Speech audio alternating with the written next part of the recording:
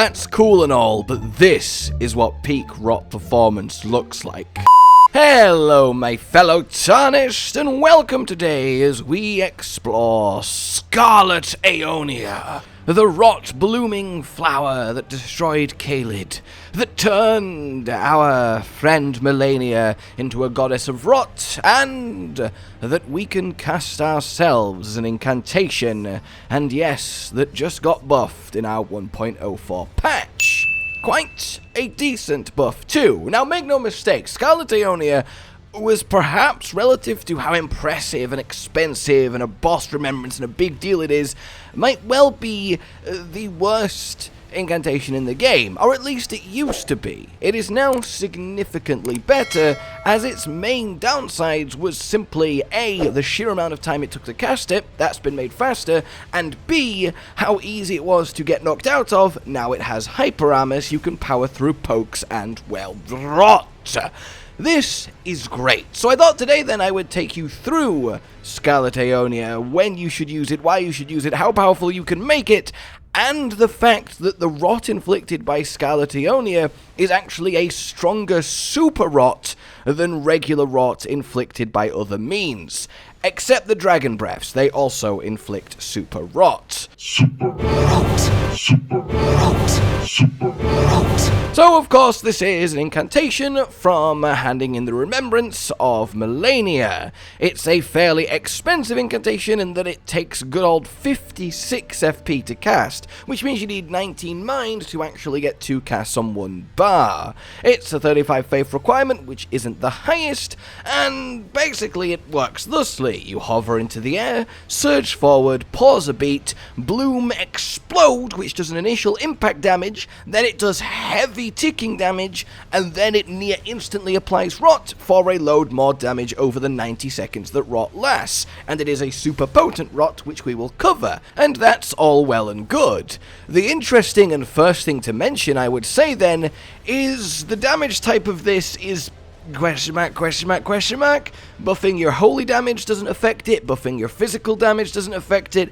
It would seem the only way to make this do damage is via the things that make everything do more damage, like Golden Vow, like Jellyfish Shield. Ooh, that was very good. Goodbye. Like Ritual Sword Talisman, and the actual Incantations Do More Damage talisman. So this is the fairly basic setup that I've got. The Mushroom Crown, the Rot's Exaltation for plus 30% damage after you rot something, which you will be doing a lot with this.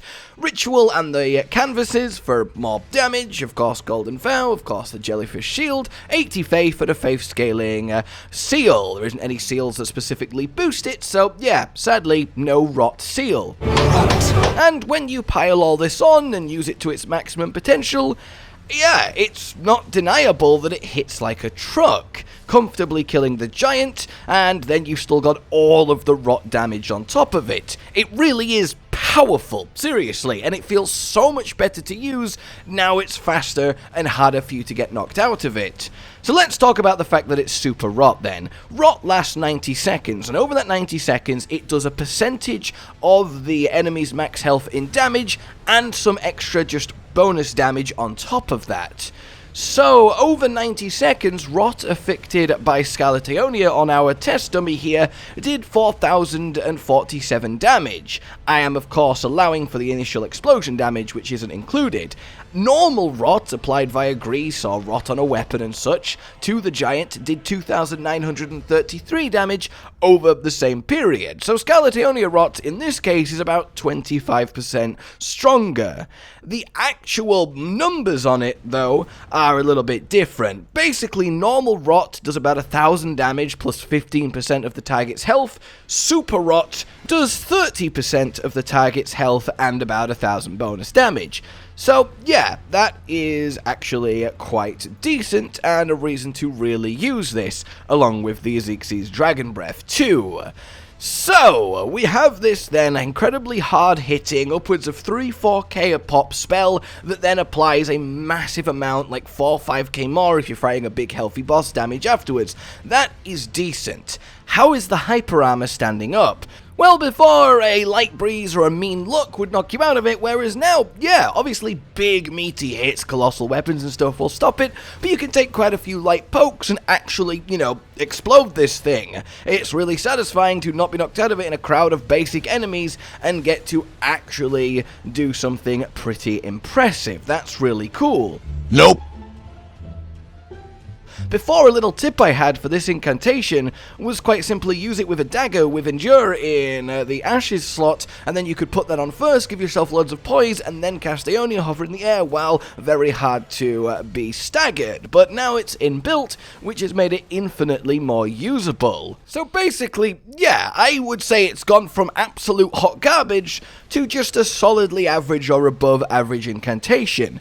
The main advantage here, the main deal that it's got going for it, is it's not really boosted by a specific damage type, so you don't need to build for it. Only is 35 faith, which means anyone who has that faith, honestly, it's very, very worth just whacking this on and then having access to that Scarlet Rot. Because what this is, like the Moon Link spells for sorcerers, it's just a fantastic fight opener. If you can use it on a boss at the start of a fight, a field boss that hasn't noticed you, or a story boss that likes to do its little pose at the beginning before it fully activates, well then you're already in a massively advantageous position, because not only have you done a huge chunk of damage, but they're now rotted and slowly dying. That's its perfect use case. Begin a fight with Scarlet Aeonia, then go into whatever it is your build is, and that gives you a massive, overwhelming, sometimes insurmountable for the boss advantage. Obviously you don't use this against random enemies, it's too expensive, too slow, too long to cast,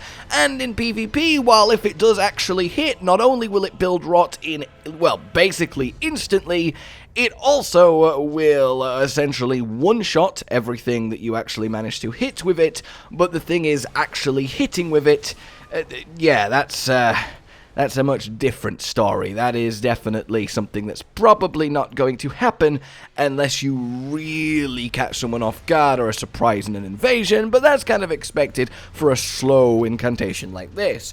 As a little bit of a bonus here, you can't actually Scarlet Aeonia off a ledge if the fall will kill you. So you can actually use this to test a lethal fall, so that's a nice little woo!